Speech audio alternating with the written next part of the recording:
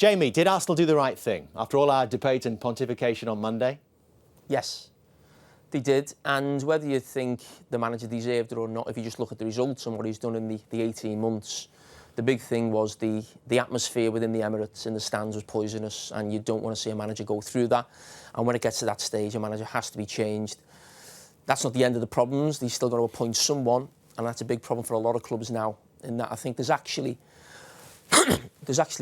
more big clubs than big managers, and it's certainly out there at this moment, and I certainly don't think it's very easy who Arsenal see as the next man to come in, because they've very rarely been in this position because of the success of Arsene Wenger and being there so long.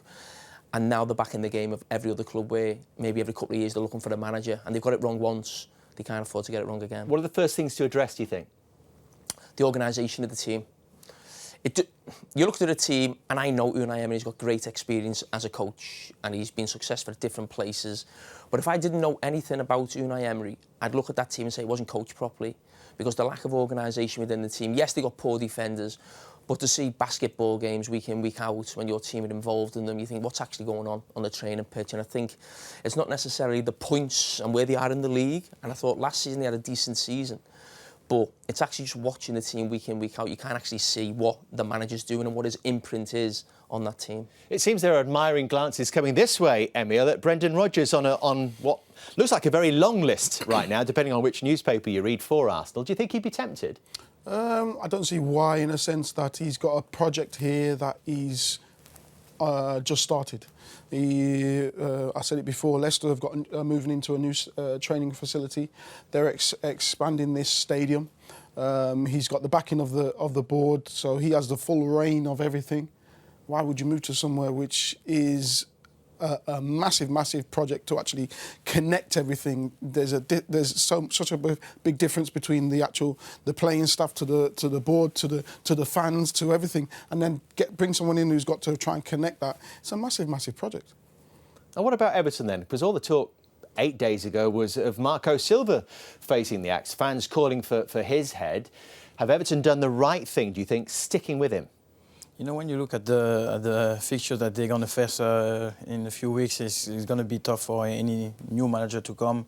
And I think in the same way, the actual, you know, like it seems to be like so easy to just like blame the manager. Let's say that the players have to look at themselves as well. This situation has been like not answered just by sacking the manager sometimes. So I really think that they've been courageous to actually give him like more space. Or whatever that this game is decisive today.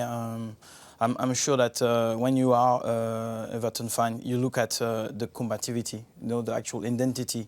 Those things are missing a little bit. I've seen that last time we commented the game. I'm just like unclear about the actual message that you want to send to the fans. So maybe he had to address that very sharply. What if they win here? I mean, you'd be pleased, wouldn't you? If they win, I said at the weekend, I think the next two games, I don't know how you come out. If they lose the next two, especially with it being against Liverpool, it's a huge game for Everton and for both clubs. But I think if you lose badly today, I think there could be questions that would another manager, or just changing the manager, give everyone a lift going into the game at Anfield on Wednesday, really. But in terms of actually bringing another manager in, maybe not, but it could be someone within the club or maybe within the coaching staff. But I think a bad defeat could cause them big problems today.